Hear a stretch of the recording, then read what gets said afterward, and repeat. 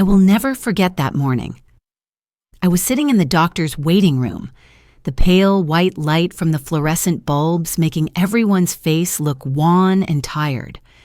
On the opposite wall was a round clock, ticking away, its second hand moving in steady increments as if to remind me that time never stops. Even though my heart had felt like it stopped beating the day Robert left this world. I tried to breathe slowly, my trembling fingers tracing the edge of my old handbag. Next to me, a middle-aged man was coughing violently, and an elderly woman stared blankly at the pale green floor tiles. The smell of disinfectant and the anxiety of illness hung heavy in the room. And then, my phone rang in my purse. Its sound so jarring that everyone around me turned to look. I hastily pulled it out. The screen lit up with a familiar name, Angela, my daughter. I managed a weak smile. Angela? My only daughter, for whom I had sacrificed my entire life. Since Robert passed, she'd been calling more often, visiting a few times a week. I thought I was lucky to at least have her by my side, but the voice on the other end of the line sent a chill down my spine. "Mom," she said, her voice flat, almost foreign. "We're going to Europe tomorrow. I sold the beach house and Dad's pickup truck. We needed the money. Bye." A silence fell like a heavy stone, crushing my heart. I stammered, "Angela, what are you saying? The house. Your father's truck." But the other end was just a dial tone. Beep, beep, beep. The phone slipped from my hand, hitting the plastic floor with a dry thud. I bent down to pick it up, my hands shaking, feeling the world spin around me. The man next to me looked up, his eyes curious, but I turned away, swallowing hard. The beach house, where Robert and I had saved every penny to buy when Angela was just 15. Every summer, we'd drive there, watching our daughter laugh on the sand, Robert grilling fish on the porch, and me cooking warm dinners. That house wasn't just bricks and mortar. It was our memories, the soul of our family. And the old Ford pickup truck. Robert cared for it like another child. He washed it every Sunday, changed the oil, wiped away every speck of dust. I could still remember his scent lingering on the cloth seats, the feeling of safety when he was at the wheel. It was the last memento I had left of my husband, and Angela, the daughter I had brought into this world, sold it all. Just like that, with a short, cold phone call.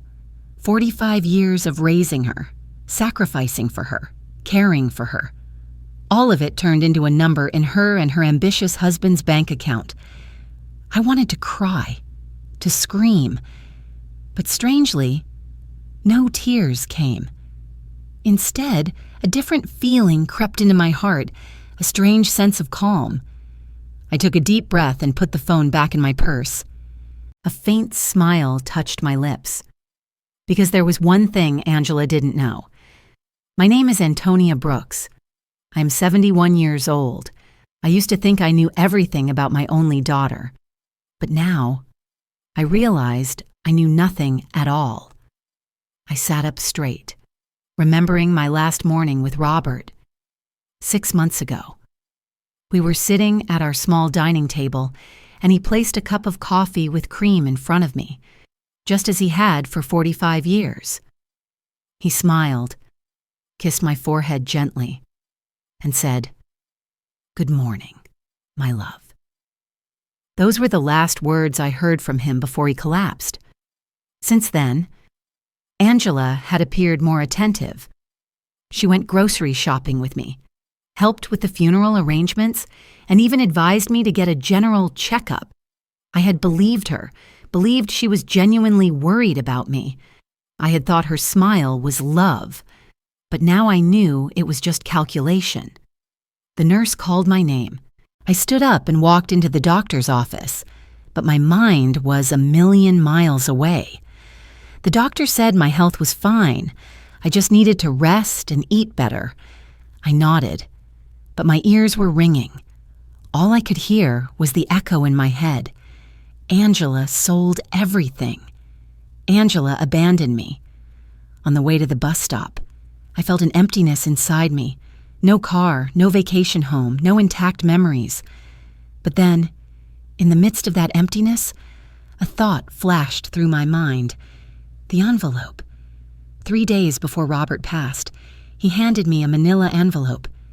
Antonia, put this in your drawer. If something happens to me, open it, but only when you're truly ready. In the fog of grief, I had forgotten. The envelope was still lying untouched in my nightstand drawer. I had never opened it, but today, after hearing Angela's icy voice, I knew it was time. The bus pulled up. I sat by the window watching the houses, the stores, the rushing people pass by. Every face carried its own tragedy. I had my own tragedy too, and I was about to confront it. I clutched my handbag, taking a deep breath. Angela thought she had stripped me of everything, but she was about to learn a different truth. Robert never would have left me stranded. He always knew how to prepare, how to protect. And now, it was my turn to protect myself. Part 1 ends here, with my heart still trembling, but my eyes shining with a different light, the light of determination. Tomorrow, when I open that envelope, my life will turn down a completely new path. I returned home as the day was ending. The last rays of sunlight streamed through the window, casting a pale yellow hue on the beige living room wall. The house was so quiet I could hear the slow, rhythmic ticking of the wall clock. I sat down in the familiar armchair, Robert's chair, and let memories wash over me. Robert, the only man I had ever loved, my companion for 45 years of my life. Memories of him flooded back like an endless river. I remembered our first morning after we got married. We lived in a cramped suburban apartment with nothing but an old bed and a wobbly wooden table. Yet Robert had woken up early, made me a cup of coffee with cream, and placed it before me with a piece of burnt toast. He laughed. "I can't cook, but I know how to start the day with you." I had laughed, my eyes welling with happy tears. 45 years passed, and he kept that habit, rain or shine, sick or well. Every morning he placed a hot cup of coffee and a crispy piece of toast in front of me. It wasn't just breakfast, it was a promise. I am still here, with you, every day. The day he died, he started it the same way. I can still clearly remember that morning's coffee, the aroma mingling with the thin wisp of steam. He kissed my forehead lightly and said, "Good morning, my love." Then his heart stopped. In an instant, my world collapsed. After the funeral, I was like a soulless shell. Angela suddenly became unusually attentive. She took me grocery shopping, arranged paperwork, and held my hand during the memorial service. I naively believed she genuinely wanted to fill the void Robert had left. I let her lead me through those hazy days, not realizing that behind her concerned eyes was cold calculation. I remembered the beach house, the day Robert decided to buy it. I had strongly objected. "Where will we get the money, Robert? Your bus driver's salary, my secretary's salary, we're already struggling." But he smiled, his eyes determined. "Antonia, I'm not just buying a house. I'm buying memories for us, buying summers for our daughter." And he was right. For so many summers, we drove down to the beach. A young Angela would run along the sand, building castles and squealing with delight when the waves knocked them down. As she got older, she brought friends, then boyfriends, and finally, Edward. I cooked and did the laundry, while Robert tended the grill on the porch. Those dinners under the sunset, the sound of laughter echoing through the wooden house, all of that was now just a memory, because Angela had turned that place into cold, hard cash, and the Ford pickup. He cherished it like a treasure. Every Sunday, he would patiently scrub off every speck of mud, change the oil, and polish the windows. I once teased him, "You love this truck more than me." Robert just laughed. "This truck takes our family everywhere. It's a part of us." Now it was gone too. Angela had treated it like a piece of merchandise to be sold off quickly, without a thought for the warmth of the memories it held. I closed my eyes, picturing Robert in the driver's seat, hands on the wheel, humming an old tune on the radio, the sea breeze blowing through the window, Angela giggling in the back seat. I sat next to him, hand in hand, believing that this world would never change. But the world always changes. Angela. I still remember the day she was born.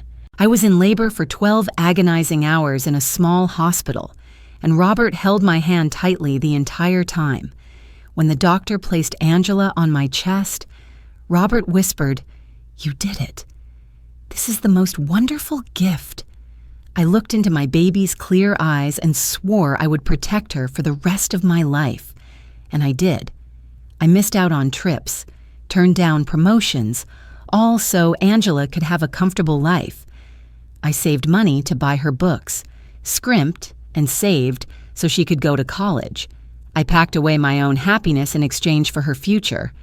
And yet today, she could casually say, "I sold the house, sold the truck, we needed the money," as if I was just an extra.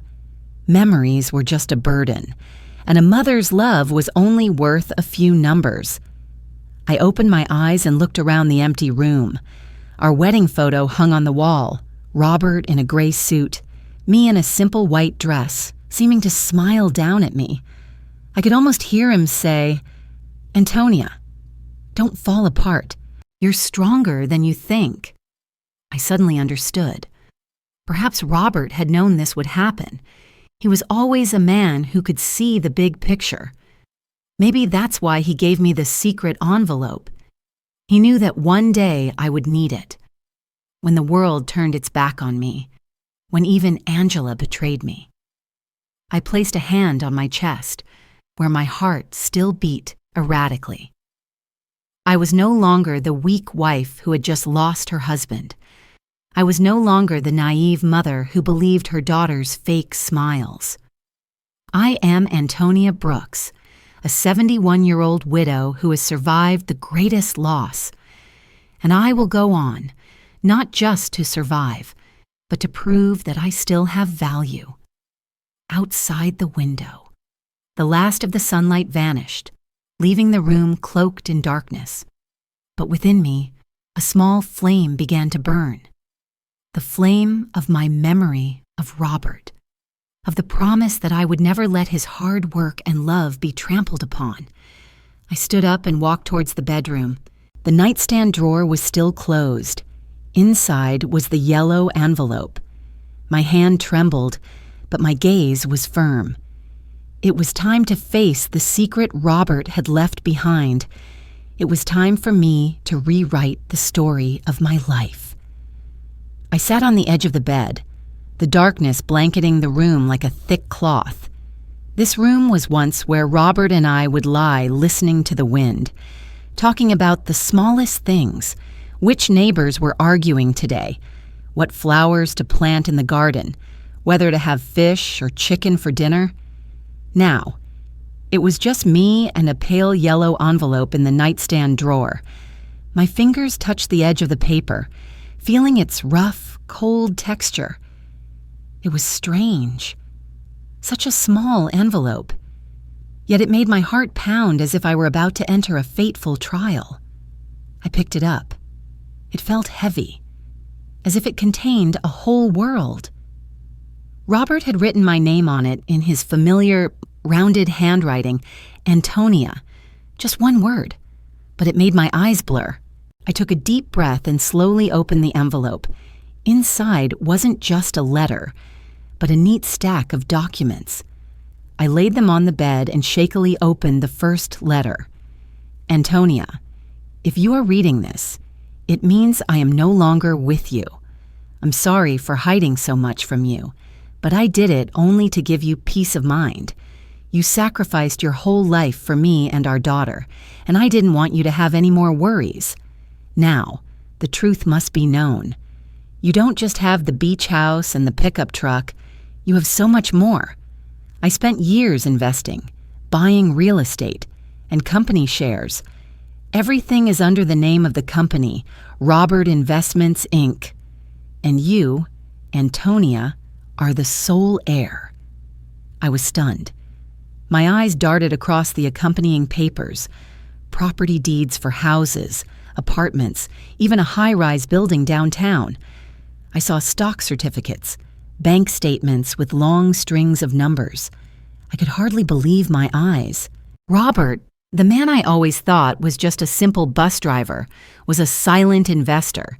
For 40 years, he had managed, saved, and turned every meager dollar of his salary into a massive fortune.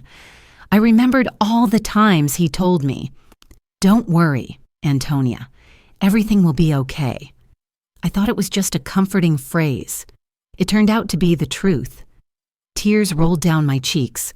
I was both happy and angry. Happy because Robert had left me not just his love, but a solid foundation so I would never have to worry. Angry because for all those years, I had lived frugally, saving every penny, while he quietly sat on a treasure. I picked up the next letter, his familiar, slanted handwriting. "Antonia, I know our daughter. Angela has a good heart, but she is also weak to temptation. If she knew how much money we had, she would change. She wouldn't be herself anymore. I want her to love us for us, not for our money. Keep this a secret. Only open it when you truly feel you need to. If you feel abandoned, if you feel Angela has betrayed you, then use what I've left to stand up. Don't be afraid. You are stronger than you think." I bit my lip. Robert had seen the future. He had warned me. And just as he predicted, Angela was no longer the little girl who used to laugh in her father's lap. She'd become a greedy woman, pulled along by her husband's desires and her own ambitions. I picked up another stack of papers, a certificate of ownership for a row of rental houses, a downtown condo, another small motel on the coast I had never even heard of.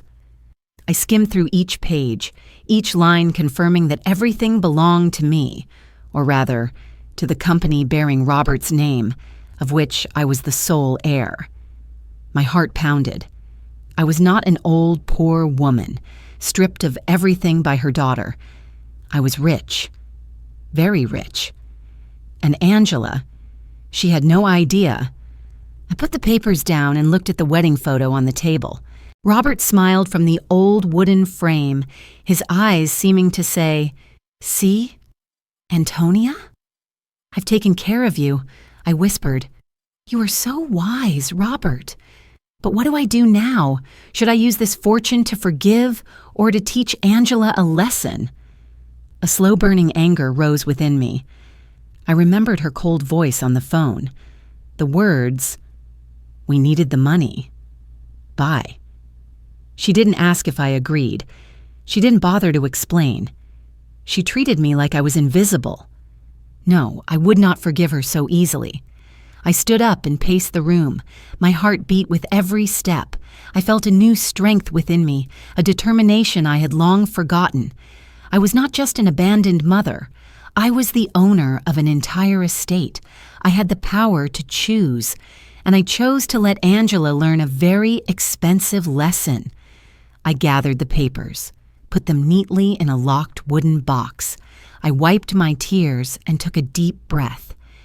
The sky outside was pitch black, but within me, a light had ignited.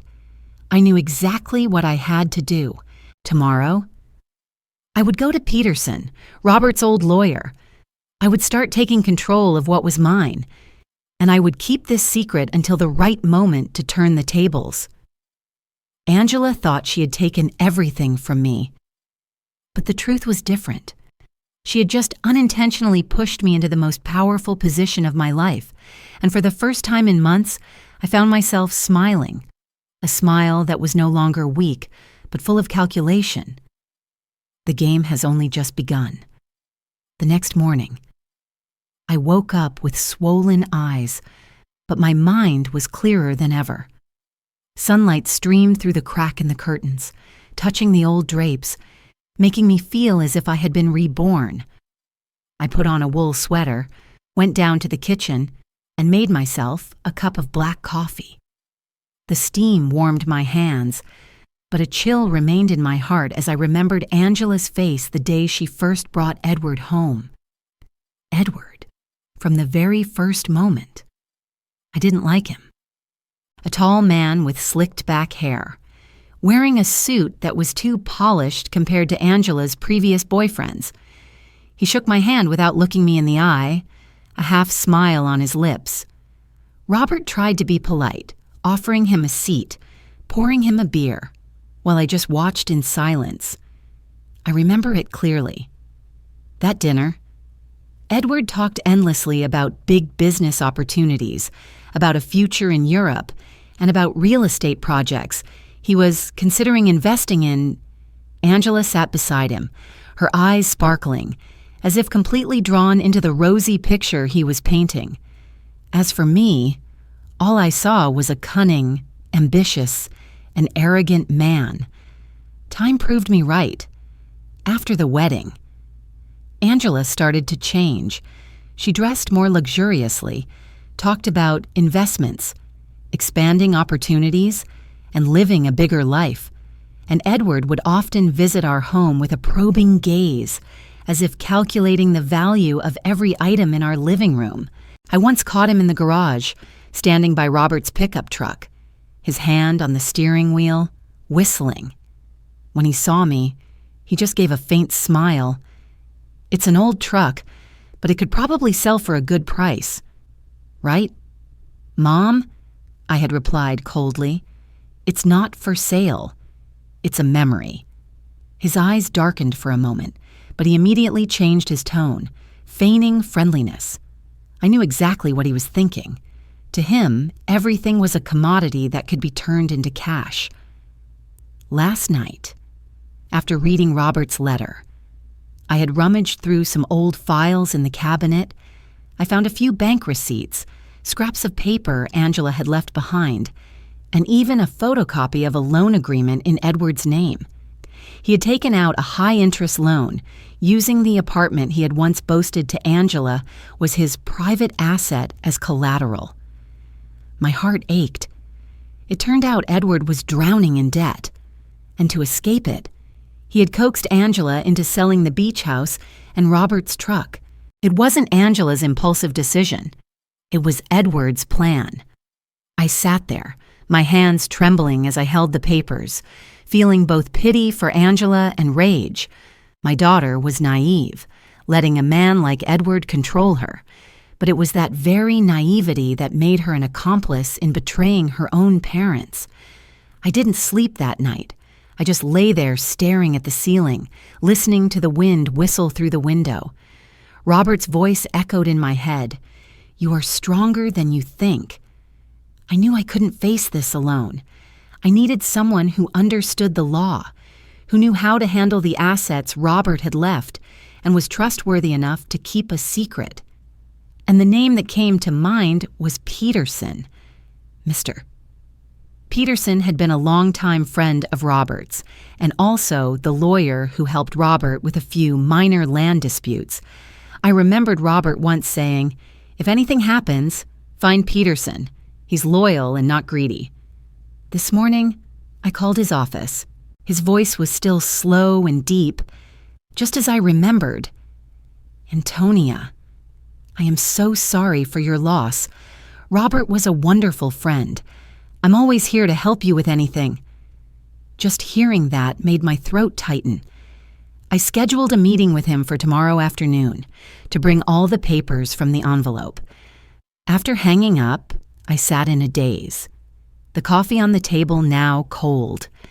I had never in my life thought I would have to deal with such enormous numbers, with assets that were hard to even imagine. But now, I had to learn to walk this new path. Angela and Edward thought I was just a foolish old woman, easily led.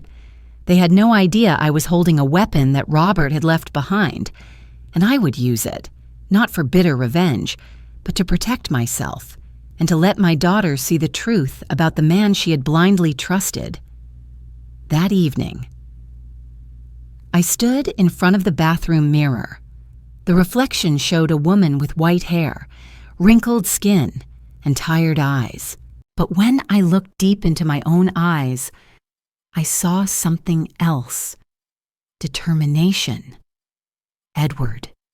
I whispered to myself, "You think you're clever, but you've messed with the wrong person."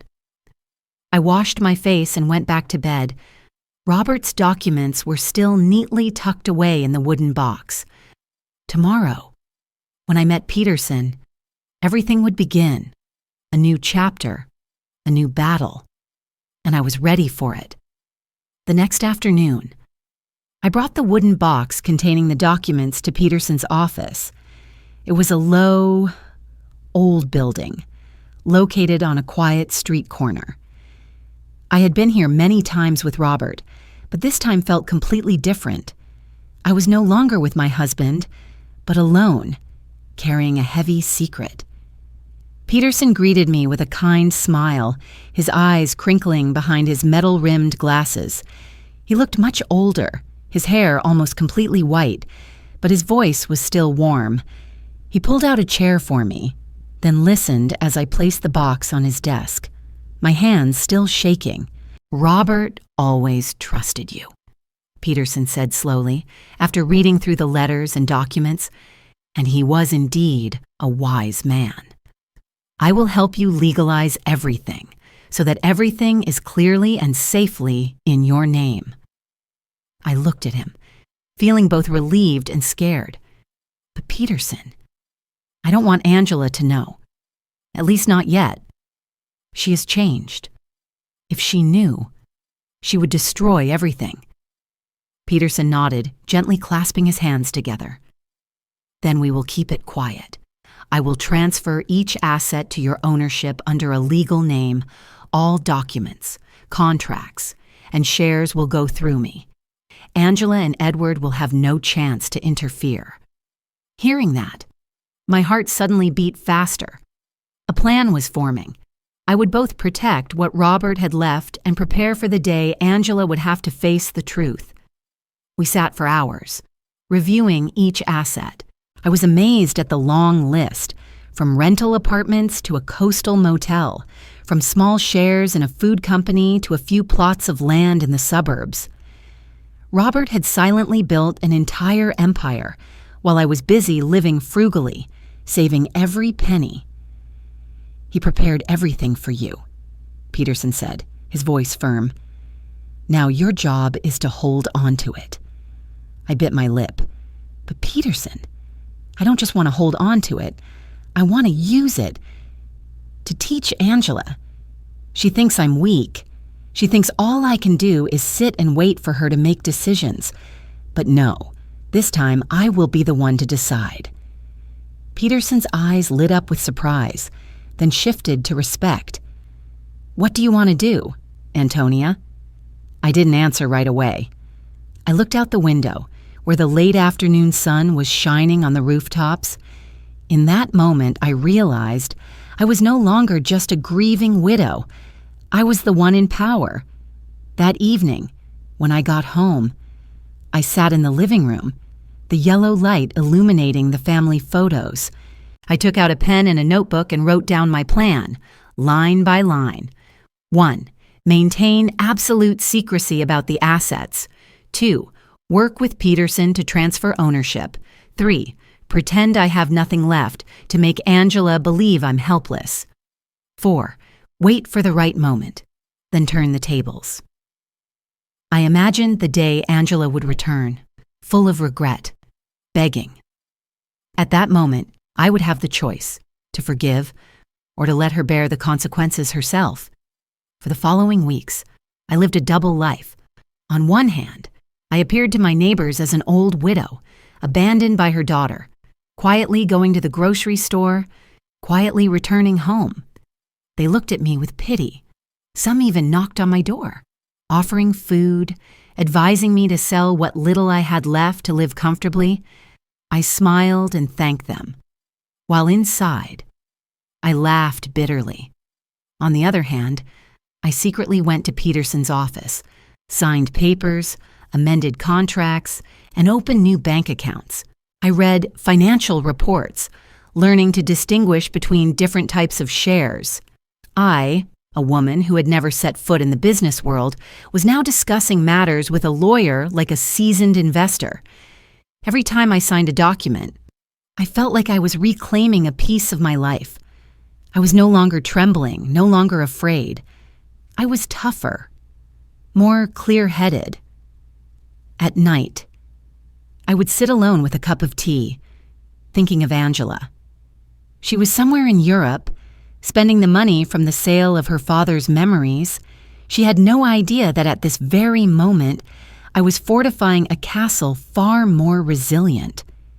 "You will learn your lesson," I whispered into the void, not with words, but with reality.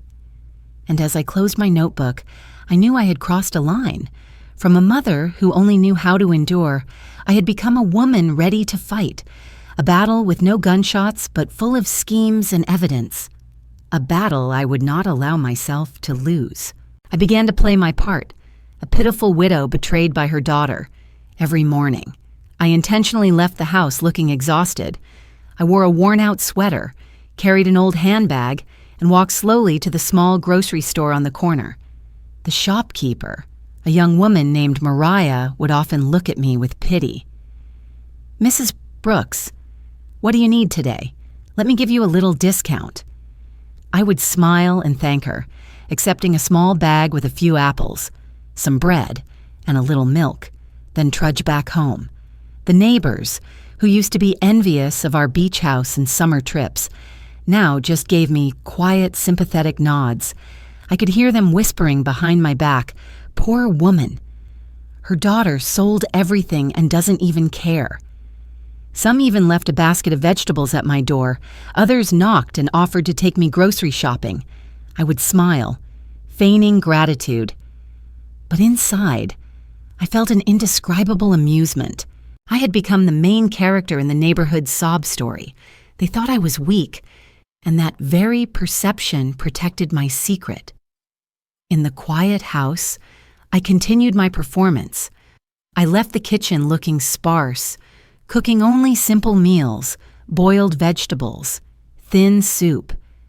I would sit alone by the window, letting the streetlights cast shadows on my gaunt face. If anyone happened to look in, they would think I was a poor, waiting woman. But inside, I was strangely calm. Each time I played the part, I felt more in control. The feeling of hiding the truth, of seeing others' pity without needing to explain, gave me strength. I remember once, Mrs. Nelson, who lived across the street, came over. She brought me a sweet loaf and whispered, "Antonia, you should think about moving into a nursing home. You'll be cared for there. You won't be lonely." I pretended to tear up, held her hand, and said, "Thank you.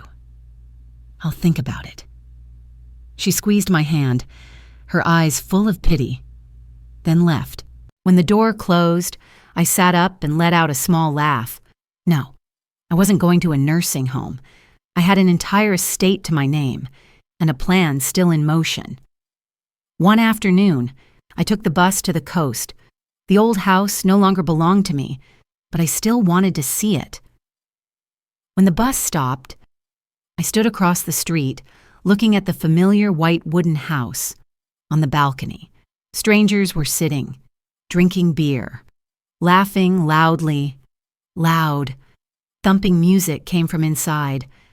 I stood there for a long time, my heart tightening. Memories flooded back. Robert sitting on the porch, a guitar in his hands, singing softly to me. A tiny Angela running around the yard, her feet covered in sand. I could smell the smoke from the barbecue, hear the murmur of the ocean waves, but it was all in the past. The house was now just a vacation spot for strangers, a place for their amusement, bought with cold, hard cash. I turned away, swallowing hard. But then, suddenly, I felt a lightness in my heart. It turned out, memories couldn't be sold. They still lived inside me, and no one could take them away. Angela could sell the house, but she couldn't sell that summer, her own laughter, or Robert's kiss under the sunset. I returned home, turned on the living room light, and made myself a cup of tea. I looked around the room, filled with family photos, and realized I didn't need to prove anything to anyone. I could live quietly, or I could stand up. The choice was mine. In the following days, Peterson kept me updated. "We've finalized the paperwork for 3 rental properties. You're officially the legal owner." I nodded, a new sense of confidence rising within me. Step by step, I was reclaiming pieces of my life, while on the outside, everyone still thought I was a poor, pitiful old woman. In the evenings, I would often sit on the porch, listening to the wind rustling through the tree branches. Sometimes, I would whisper to myself, "Robert, do you see? I'm still here, still going." In those moments, I felt him sitting beside me, his warm hand on my shoulder, giving me strength. I started keeping a journal. Each page was a piece of my life, a truth only I knew. I wrote about the neighbors' pitying looks, about the laughter of strangers in the beach house, about the growing determination in my heart. I wrote to remind myself that I was playing a role, but inside, I was someone else. Once, while writing, I suddenly thought of Angela. I wondered where she was, if she was truly happy, or if she had begun to realize the price she would have to pay. I wanted to be angry, to blame her, but deep down, I still longed for the day she would come back, realize the value of a mother's love, and understand that money can't replace love. I closed the journal, placed it on the table, then stood up to draw the curtains. The darkness outside was thick, but inside me, the fire still burned. I would continue this performance to protect my secret, to prepare for the day Angela returned. And when that moment came, I would be ready. A pitied woman, that's what they saw. But in truth, I was slowly becoming a different woman, a woman who knew how to wait, how to hide, and who knew that the greatest strength sometimes lies in silence. The journal pages I filled gradually became a map of my inner world, guiding me through days that seemed quiet but were, in fact, a long preparation. Peterson would call me every Monday morning, his voice steady and reassuring. "Everything is still proceeding well. Mrs. Brooks, no one knows but us." I would nod, a sense of being protected filling me, as if Robert were still somewhere, orchestrating everything from afar. But I knew that behind the curtain of silence, there were undercurrents. Edward was not one to be easily dismissed. I began to collect pieces of information about him. From a few conversations with neighbors, I learned he had been seen at a casino on the outskirts of town. From a forgotten bill among the papers Angela had sent home, I discovered he was dealing with a loan shark company. It all pointed to one truth. Edward had used Angela's own name to sign some loan documents.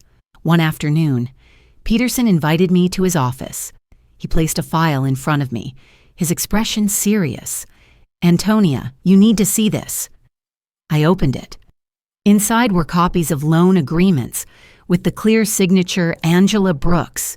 I frowned, because I could tell at a glance it wasn't my daughter's handwriting.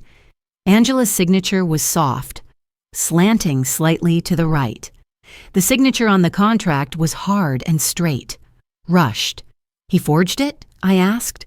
Peterson nodded. Very likely. This is a criminal act, but right now, this debt is legally tied to Angela. Without proof, she will have to bear the burden for her husband. I clenched my fists. Anger flared in my chest, but I forced myself to breathe. I understood I couldn't be hasty. I had to be patient, just as Robert had been patient for all those years building his fortune. Is there any way we can prove it? I asked. Peterson gave a small smile, half serious, half encouraging. Proof always exists. The question is whether we can find it at the right time, and I believe you are patient enough to wait. That night, I went home and spread the file out on the dining table. The room was dark, with only the pale yellow light from the desk lamp illuminating the papers. I read every word, each one like a stab to my heart. Angela, my most beloved daughter, had become a hostage in the hands of the man she trusted. I wrote in my journal, "My child, I can't protect you forever, but I also can't let you be destroyed by a liar.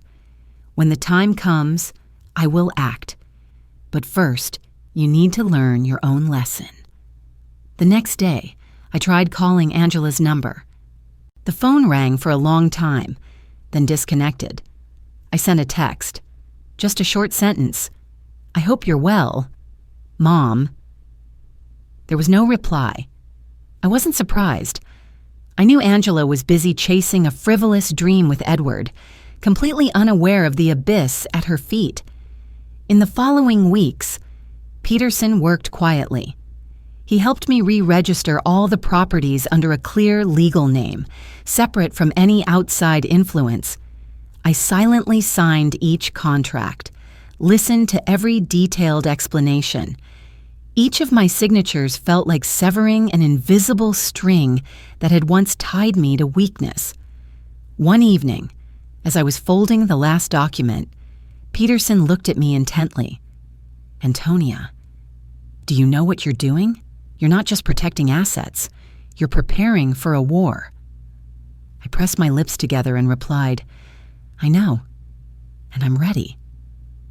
There were nights I couldn't sleep, tossing and turning, thinking of Angela. I remembered her face as a child, her eyes lighting up whenever Robert lifted her onto his shoulders. I remembered her sobbing on the day she broke up with her first love, and I sat beside her, quietly holding her. All those memories were like cuts, reminding me that I didn't want to destroy my daughter. I just wanted her to escape Edward's grasp, to understand the value of love and trust. But to do that, I had to let her hit rock bottom, to let her see the true face of the man she called her husband. Only then would the lesson be deep enough. One cold morning, I walked to the nearby park. Dry leaves rustled under my feet. I sat on a bench, watching the children play, a conflicting feeling rising in me, both sadness and determination. I told myself, "Antonia, be patient. Everything will come to light. And when your daughter comes back, you must be the strong one to welcome her." I clutched the journal in my hand. It contained my plans, my notes, and the promises I had made to myself. I would wait, but not in hopelessness. I was preparing for a day when the truth would be revealed, and I would be the one to decide the outcome. And I knew this battle was still ahead, silent but fierce. I was sitting in the kitchen, sipping my tea, when the doorbell rang, a normal sound that suddenly made my heart pound. It was a drizzly evening, the damp smell of earth and night-blooming jasmine wafting through the open window. I set my cup down and cautiously went to open the door. Before me stood a gaunt woman, her hair tied back, with dark circles under her eyes as if she hadn't slept at all. Angela stood there, clutching an old handbag, looking like a ghost of the daughter I once knew. A shiver ran through me. I had imagined this moment many times, her returning, with those gray eyes, asking for a place to stay, a place to breathe. But when she was actually standing there, I still felt my chest tighten with a mix of emotions: pity, anger, and a cold curiosity I couldn't hide. "Hey, Mom," she said, her voice hoarse, struggling with each word. "Mom, I'm back. Edward left me. Everything's terrible. I have nowhere else to go." I looked at her for a long time. This wasn't the look of a woman who had decided to sell her family's memories for a wild trip. This was the look of someone who had been discarded, who had just realized a terrible mistake. I invited her in, closing the door behind her. The damp smell from outside followed her in, mixed with the scent of soap on her clothes. We sat opposite each other in the living room. I placed a thin blanket over her knees, a mechanical gesture of a mother, though inside I wanted to scream from all the betrayed memories. Angela began to speak, fragmented stories about Paris, about Edward's promises, about the mounting debts, about the young woman he ran off with. Her voice broke in places, sometimes falling silent as if she had no air left to breathe. "I'm sorry.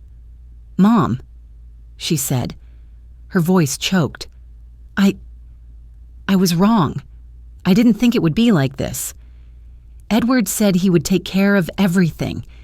He said he would make life different. I believed him. That apology was like a knife twisting in an old wound. I remembered every time she had coldly cut off contact, her emotionless voice on the phone. We needed the money. Bye. But now I heard a different kind of sincerity, not the sincerity of a hasty request for money, but the sincerity of someone abandoned, someone who had just been deceived. I remained silent longer than I intended. In those few seconds, I clearly saw two people: a mother whose memories had been stolen, and a mother who held the key to unlock everything again. I had prepared for this day, but nothing had prepared me for the feeling of seeing my daughter huddled, seeking the warmth of her mother's hand. "Would you like something to eat?" I asked, my voice low, intentionally gentle. I didn't want her to see the tears in my eyes. I had learned to hide my emotions like a practiced craft. "Just some water and a cracker, Mom," she replied. As I got her water, she looked around the kitchen, the family photos still hanging, the old ceramic plates, the lingering scent of coffee. It seemed as though nothing had changed, and perhaps that's what made her feel safe. Half an hour later, when she had somewhat recovered, Angela looked at me with pleading eyes. "Mom, I know I was wrong. I don't know what to do. Can I stay here for a while? Just for a little bit. I'll get a job. I'll pay you back. I listened to her words, each one like a sad old melody. I noticed the details, the tremble in her voice, the way she avoided my gaze, the way her hands clutched her handbag as if holding on to the last thing she had left. I saw genuine remorse, not an act, but I also saw through to the weakness that had led her to leave me in the first place. My daughter had more easily believed the words of another man than the hands of the one who had given her everything. At that moment, all my quiet plans surfaced in my mind like a series of faded photographs. I had prepared for this moment, decided to keep my secret until she had fallen deep enough into a hole to learn how to climb out herself. And now, standing before my empty-handed daughter, I felt no hatred. I only wanted to teach and to save, but in my own way. "All right," I said finally, my voice soft but not yielding. "You can stay here for now, but there are a few things you have to do." Her eyes lit up, a flicker of hope like a weak flame. "I'll do anything.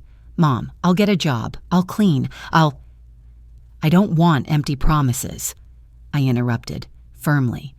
"You have to prove it with your actions. You will live here as an adult, work, contribute to the house, and most importantly, you will face the consequences of your decisions. No special treatment. If you think I'm just going to go back to coddling you, You're mistaken." She lowered her head, tears falling. "I understand. I don't want to be dependent anymore. I want to stand on my own." I looked at my daughter's face, remembering the child who had grown up in my arms. For a moment, a soft sorrow overcame my anger, a pure motherly feeling. I wanted to hug her, but the hurt still stood between us like a solid wall. "Okay," I said, my voice both warm and cold. "Starting tomorrow, you will look for a job. I won't tell the neighbors about your past. You will have a chance to prove yourself. But I need the truth. Angela, if someone else did something wrong, if there are documents, contracts, or signs of fraud, you must tell me and a lawyer the truth. We will handle it, but in the proper order." She looked at me, with difficulty but determination. "Mom, I'll tell the truth. I promise." The door was closed, and as I turned the lock, I felt something unlock within me. Not a door leading to money or power, but a door to a relationship that needed to be rebuilt on a different foundation. I didn't want to open my heart immediately. I still needed to protect myself, to keep my secret to teach my daughter. But I also realized that the suffering she had been through could be the whetstone that would make her truly strong. That night, I sat by the window, watching Angela sleep in her old bedroom, listening to the rain on the roof. I felt an indescribable mix of blame, pity, and patience. I was ready for the hardest part of the plan, to let my daughter stumble, to let her learn on her own. But at the same time, I was also ready to extend a hand when she truly needed to be saved. Tomorrow morning, everything would begin with small tasks: job hunting, cleaning, dealing with creditors if necessary. The legal battle would continue behind the scenes, but now there was a central actor who had returned to the stage. Angela, the one who had once sold her family's memories, now back to face herself, and I, the once hurt mother, now both an observer and a silent guide, would not let my child fall completely, but the lesson would not be easy. The first few days after Angela returned passed as heavily as long, dreary rains. In the mornings, she would wake up late, walk into the kitchen with swollen eyes and a tired expression. I didn't ask, just placed a cup of hot ginger tea in front of her. She would drink it in silence, then stare at the old phone in her hand, hoping for a message from Edward. But the screen remained dark, showing only a few junk notifications. I watched my daughter like I was observing a patient recovering from a high fever. She was losing her vitality, dependent on memories and waiting. I wanted to scream, to shake her awake, but I knew the greatest lessons come from collapse itself, not from a mother's advice. I started assigning her small tasks: sweeping the floor, washing the dishes, tidying the garden. At first, Angela did them reluctantly, as if these chores were an undeserved humiliation. But then, with no other choice, she did them in silence. I saw the fingers that were once used to holding credit cards now holding a broom, a knife, sometimes trembling but still continuing. One evening, as I was writing in my journal in the living room, Angela walked in and placed a small envelope on the table. "Mom, I found this in Dad's old dresser drawer when it looks important." I looked at the envelope. My heart skipped a beat. It was the second envelope Robert had left behind. I had almost forgotten its existence. I slowly opened it. Inside was a small key and a slip of paper with the familiar handwriting: First National Bank Safe Deposit Box 307.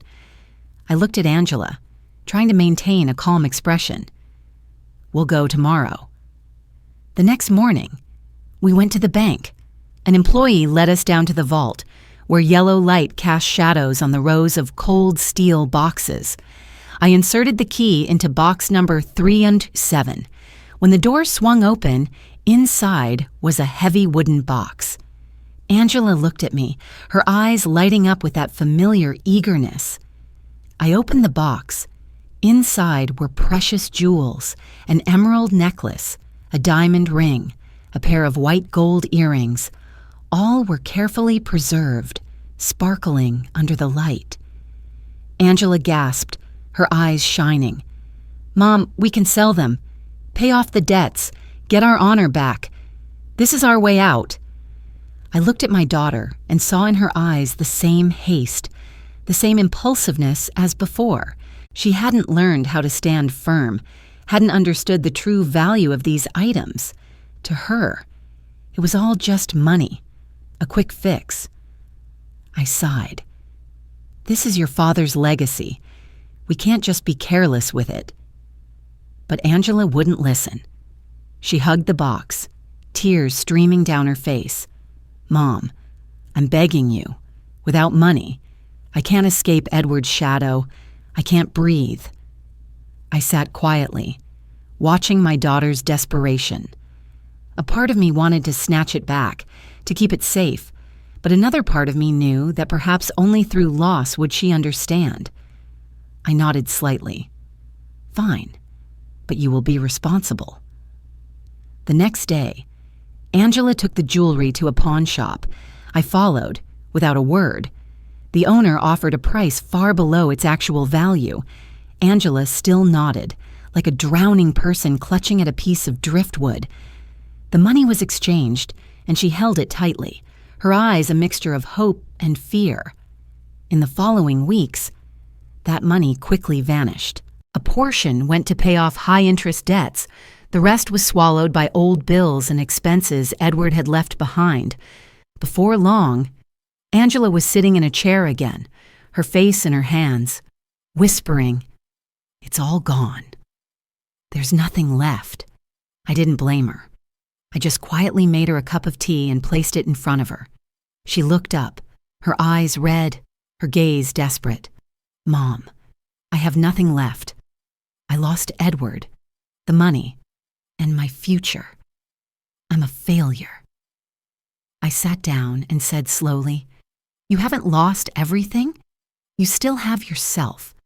But to keep it, you have to learn to stand on your own 2 feet, not relying on anyone, not relying on money." Angela was silent, her lips trembling. For the first time, I saw a different light in her eyes, not greedy eagerness, but bitter acceptance. In the days that followed, she started looking for a job. She applied to many places, supermarkets, fast food restaurants, even a small cafe down the street. At first, she was rejected everywhere due to her bad credit history, her age, and her lack of relevant experience. I saw her come home defeated, kicking off her worn-out shoes, throwing them on the floor, and burying her head in her hands at the table. But then, one morning, she found a job as a kitchen assistant in a humble diner. The work was hard, the pay was low, but I saw a glimmer of hope in her eyes for the first time. She would come home late, her hands smelling of grease, but she would smile. "Mom, I did it today. I'm still useful." I looked at her, my heart aching and relieved at the same time. Angela was finally starting to understand. It wasn't trips to Europe, not diamonds, but the work of her own hands that brought true value. One evening, as she was washing dishes, I heard her whisper, "Mom, I'm sorry. I was wrong. I'm not worthy of Dad's pride." I stood behind her, watching her trembling shadow under the kitchen light. I wanted to tell her that she would always be my daughter, that Robert would have forgiven her if he were still alive, but I remained silent. The lesson wasn't over. She needed to continue walking this path to the end. That night, I opened my journal and wrote, "Angela is learning. Her pain is deep, but from that pain, she can grow. I must be patient. I can't save her immediately, but I can wait for the right moment." Outside the window, the night wind blew through the trees, creating a whispering sound. I felt as though Robert was there. smiling sadly, and I knew he would agree. My daughter was paying the price for her dependence, but it was from that price that she could find true freedom. Angela had been working at the diner for over a month. Every evening when she came home, the smell of grease and kitchen smoke clung to her clothes. Her fingers were calloused, her nails broken, her old canvas shoes soaked from constant dishwashing. I would quietly greet her with a cup of ginger tea, watching my daughter fall and then get back up, step by step. But despite her efforts, debt still loomed. The bright red letters from the bank kept arriving, knocking hard on our quiet mornings. Angela would hold those envelopes, open them with trembling hands, then collapse into a chair, burying her face and crying. I didn't console her. I just placed a hand on her shoulder, letting her feel that I was still there, but I wouldn't carry her burden. One evening, Angela came home early, her face pale. "Mom, they let me go. The owner said I wasn't fast enough, couldn't handle the pressure."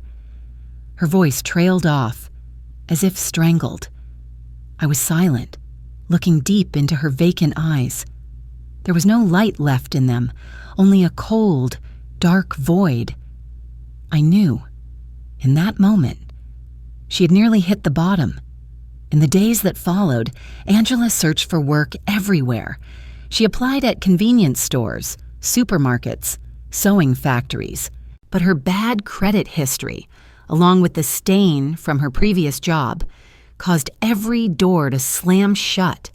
Every day she would return, tired, exhausted, biting her lip until it bled. One night, I heard a noise in the kitchen. I went down to find Angela sitting on the floor, surrounded by bank envelopes and bills. She was whispering as if talking to someone. "I'm finished. I have nothing left. Mom is going to hate me." I sat down next to her, not saying a word, just wrapping my arms around her. She clung to my hand, trembling like a child. I saw her thin shoulders shake, and for the first time in years, I heard her say, "Mom, I was wrong. I was so stupid. I want to go back, but I don't know how." I swallowed hard. My heart ached, but at the same time, another part of me lit up. This was the moment I had been waiting for, when my daughter no longer denied, no longer hid, but faced the truth. I said softly, "You don't need to go back to the past. You just need to stand up from the present." Angela looked at me, her eyes red, still wet with tears. She nodded without saying another word. The next day, she started looking for work with a different attitude, no longer dreaming of glamorous positions. She accepted a cleaning job in a small office. The pay was low, but she worked hard, quietly. I saw her come home tired, but this time it wasn't desperation, but a kind of patience. I continued to watch. I knew Angela was learning to survive with her own 2 hands, but I also knew that the debt from Edward still hung over her like an axe. I started reviewing the file Peterson had given me, the documents with Angela's forged signature, the scattered pieces of evidence. I felt like I was holding a sharp knife, just waiting for the right moment to draw it and cut the ties that bound her. One afternoon, Angela came home, put her bag on the table, and sighed heavily. "Mom, I'm so tired, but I feel alive. I haven't completely fallen." I looked at her and saw a different person emerging, no longer the arrogant daughter, no longer the woman chasing a frivolous fantasy. Before me was an Angela with chapped hands and honest eyes. That night, after she'd gone to sleep, I sat alone in the living room. I opened my journal and wrote, "She has hit rock bottom. From here, the only way is up. But she doesn't know yet that I still have a secret that will save her. When the time comes, I will let her see that she was never alone." I closed the journal and looked up at Robert's picture on the wall. He was smiling in the wooden frame, his gentle eyes seeming to watch over us. I whispered, "Do you see Robert? She has finally admitted she was wrong. Now my job is to wait for the right moment to pull her out of this pit." In the darkness, the house was so quiet I could hear my own heartbeat. I knew Angela had truly hit the bottom, but it was from that very bottom that my daughter would find the solid ground to climb back up, and I, with all my patience, would be the hand reaching out when she was ready to take it. I spent the whole morning in Peterson's office, on the table. Files were stacked high, loan documents, forged signatures, shady mortgage contracts, all forming a labyrinth of deceit. Peterson took off his glasses and looked at me with a heavy gaze. "Antonia," he said, "we have the proof. Edward didn't just forge Angela's signature. He also used your name to try to open another loan, but the bank rejected it. This is a clear crime. If we sue, you can free Angela from this burden of debt." I stared at the numbers, my heart racing. I imagined Angela finding out, imagined her eyes widening in horror as she realized the man she once trusted had sold her future. I wanted to scream, to tear up these papers, but I took a deep breath and remained calm. "No, Peterson," I said slowly, "not yet. I need her to walk this path a little longer on her own. She needs to understand what responsibility is, to know the price of being naive. If I save her now, she will learn nothing. Keep this file sealed. When I give the signal, you can release it." Peterson frowned, but then nodded. "I understand. You want Angela to truly change." I stood up, feeling my legs tremble slightly. The hardest part wasn't keeping the secret, but watching my daughter suffer while knowing I had a way to save her. But I had to be patient. When I got home, I found Angela sitting at the kitchen table, a stack of rejected job applications in front of her, marked with red rejected stamps. She looked up at me, her eyes tired and pleading. "Mom, I don't know what to do anymore. I want to do better, but every door is closed." I poured her a glass of water and sat down opposite her. "You will keep going. If one door closes, you knock on another. If they don't hire you, you find another job. Life isn't easy, Angela, but it is persistence that gives you dignity." She was silent, her lips trembling, but then she nodded. I saw a small change, like a crack in a thick wall. In the following days, I secretly sent Peterson a large sum of money to cover legal fees and hire additional investigators to track Edward. I knew he wasn't just involved in debt, but also in several other fraud cases. All of it would become a steel net to trap him and free Angela. But I continued to play the part of a normal mother. I still cooked simple meals, went to the market with neighbors, and let everyone think I was a poor old woman. Meanwhile, inside me, the pieces of my plan were falling into place, each legal knife being sharpened. One evening, Angela came home late. She put her bag down, slumped into a chair, her eyes red. "Mom, I had an interview today. They asked about my credit history, about the loans in my name. I didn't know how to explain. I'm truly desperate." I sat quietly, my heart twisting. I wanted to tell her the truth right then, to say that none of it was her fault, but I held back, placing a hand on her shoulder. "You haven't failed yet. Angela, failure is when you give up. Right now, you are still trying." She burst into tears, burying her head on the table. I just sat beside her, silently. Inside, I told myself, just a little longer. You will know the truth, and when you do, you will no longer be the person you were. That night, I opened my journal and wrote, "Peterson is ready. The file is complete. When the time comes, the truth will be revealed. Angela will see Edward's true face, and she will know that her mother never abandoned her. But first, she must weather this storm to learn how to stand on her own. I put the pen down and looked out the window. The night wind blew through the trees, making a rustling sound. I felt as if Robert was whispering to me, "You're doing the right thing.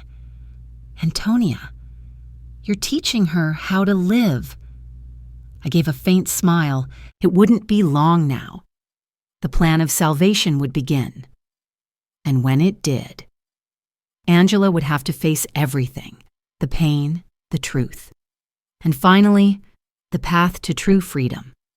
That morning, I received a call from Peterson. His voice was urgent but steady. "Antonia, it's time.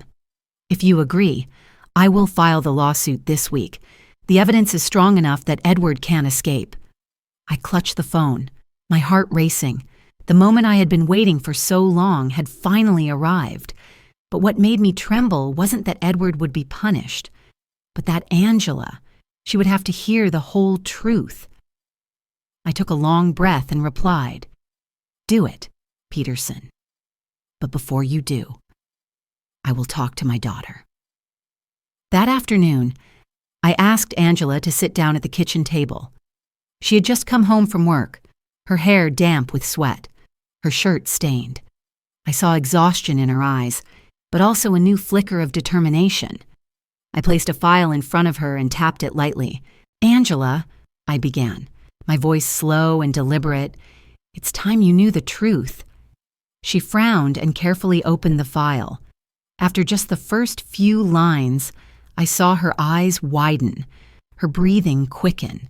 The forged signatures, the loan documents with her name, the sums of money she had never received. She flipped through each page, her hands trembling. "No, it can't be," she whispered. "Edward, did he do all this?" I placed my hand on hers. "Yes, you were deceived. Those debts are not yours."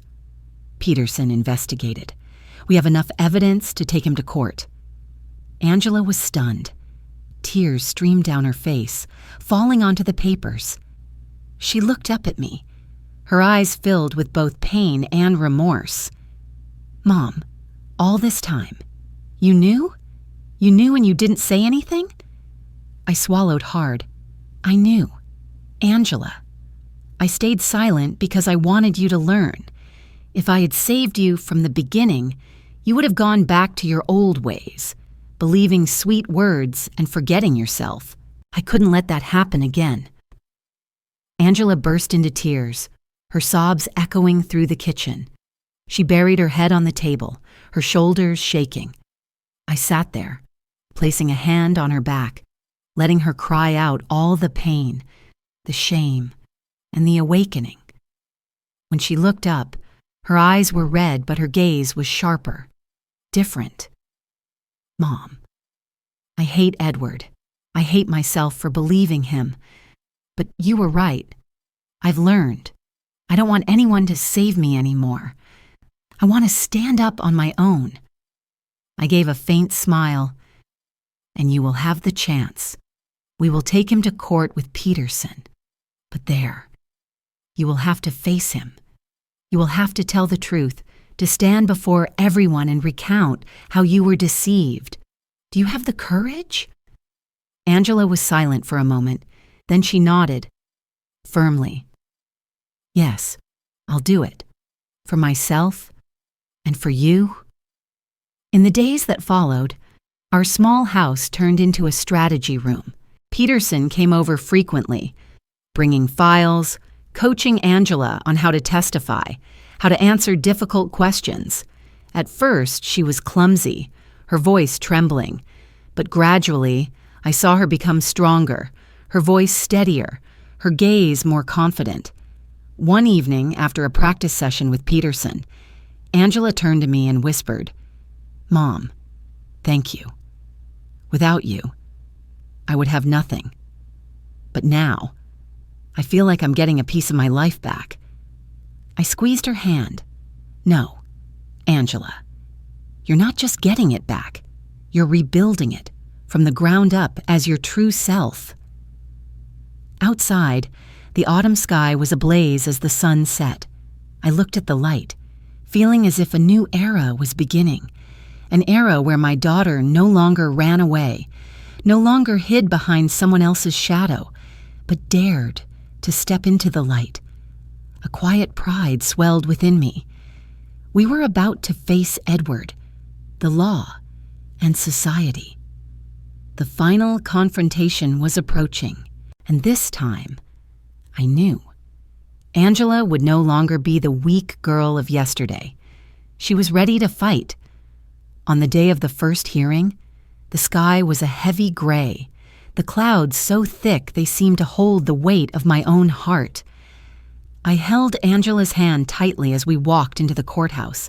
Her hand was cold, but it wasn't shaking as much as I expected. She walked beside me, her back straight, her eyes fixed forward. I realized my daughter had changed. In the courtroom, Edward sat on the other side. He wore a neat suit, his hair slicked back, still wearing the same fake smile that had once charmed Angela. But in his eyes, I saw a restlessness, an anxiety hidden behind the mask. Peterson stood up and began with concrete evidence: the loan documents, the forged signatures, the bank statements. His voice was deep and steady, like the strike of a hammer. Each document presented was like another nail pinning Edward to the truth. Edward's lawyer fought back. He claimed Angela had agreed, that she knew about the loans. He presented emails and text messages that seemed to prove Angela's consent. I saw Angela bite her lip, a flicker of panic in her eyes. I placed a hand on her shoulder and whispered, "Remember, the truth is on your side. Don't let them shake you." Then it was Angela's turn. She walked to the center of the room, the light shining on her gaunt but resolute face. Her voice trembled slightly on the first few sentences, but then it grew stronger. She recounted how Edward had made promises, how he had told her the paperwork was just a small formality, that he would handle everything. She described the evenings in Paris, when he had pressured her to sign, saying, "Trust me, this is just for show." The courtroom was silent. I saw a few members of the jury nodding, their expressions grim. Edward's lawyer tried to interrupt, but the judge raised a hand to stop him. Angela continued, tears streaming down her face, but her voice didn't break. I was foolish. I trusted the wrong person, but I never took out those loans. I never agreed to sell my future. When she returned to her seat, I took her hand and squeezed it. I whispered, "You did very well." She nodded, and for the first time, I saw a light in her eyes that was not delusion, but true self-confidence. Peterson presented the final piece of evidence, a recording of a call that Edward didn't know was being recorded. In it, he admitted to forging the signature, laughing as he said, "What does Angela know? She signs whatever I tell her to." A murmur went through the room. Edward's face turned pale. His hands clenched into fists. His lawyer tried to object, but the sound of the judge's gavel rang out, silencing the noise. In that moment, I felt the tide turn. From a mother who was once seen as old and weak, I now sat watching my daughter stand up, strong, as the truth came to light. The hearing wasn't over, but the turning point was clear. Edward had nowhere left to hide, and Angela, for the first time in years, was not bowing her head in regret, but holding it high, facing her own past. As we walked out of the courthouse, the autumn wind blew fiercely. Angela held my hand tightly and whispered, "Mom, I did it. This time, it wasn't because of anyone else. I stood up for myself." I turned and looked into my daughter's eyes. "No, Angela, you didn't just stand up for yourself. You stood up for the truth, for dignity. And that is the greatest victory of all." On the steps of the courthouse, I looked up at the sky. The clouds had parted, and a thin ray of sunlight shone through, illuminating our faces. I felt as if Robert was smiling too, witnessing the moment his daughter finally found herself again. The final hearing concluded on a bright, sunny morning. The judge declared Edward guilty of signature forgery and financial fraud, ordering him to pay back the entire debt and sentencing him to several years in prison. The sound of the gavel striking echoed through the courtroom, like a final blow severing the chains that had bound my daughter and me for so long.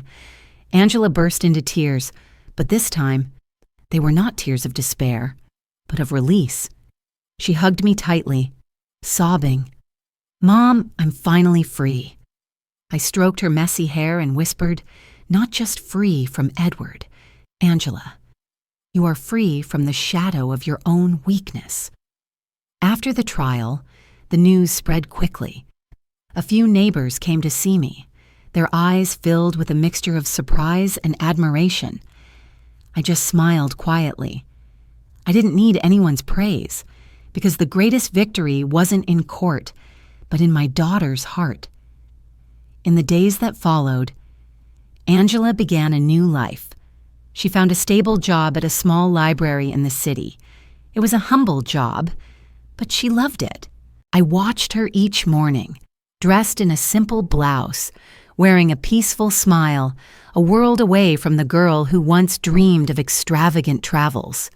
In the evenings, she would sit and read, taking notes, her gaze as calm as a still lake. Once she sat down next to me and whispered, "Mom, I understand now. Money can buy plane tickets, clothes, hotels, but it can't buy peace." I went all the way around the world just to realize the most precious place was always this home. I squeezed her hand and smiled. And most importantly, you found yourself. I also learned to love again, not with a coddling, easy love, but a strong love that knew boundaries, that knew how to empower. I no longer saw my daughter as a child who needed protection, but as a grown woman who had stumbled, stood up, and was now ready to walk beside me. One afternoon, as sunlight streamed through the window, Angela looked at me, her eyes shining.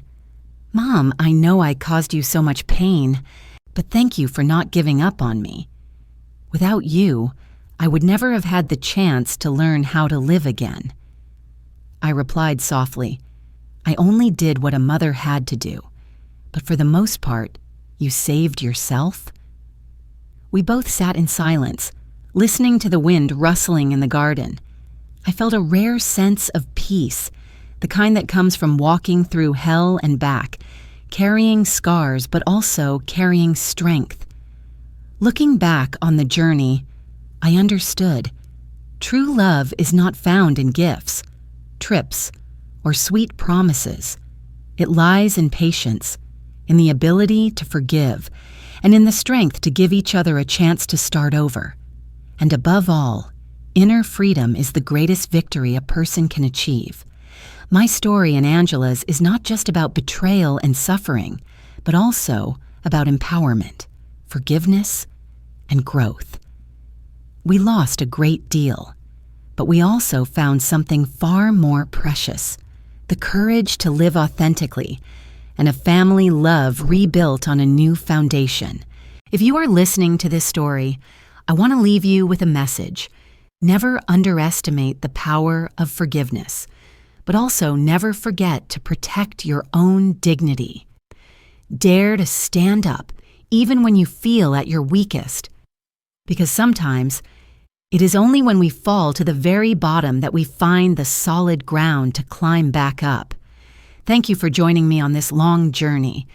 If this story touched your heart, please support the channel so we can continue to bring more meaningful stories, where every wound can become a door to healing.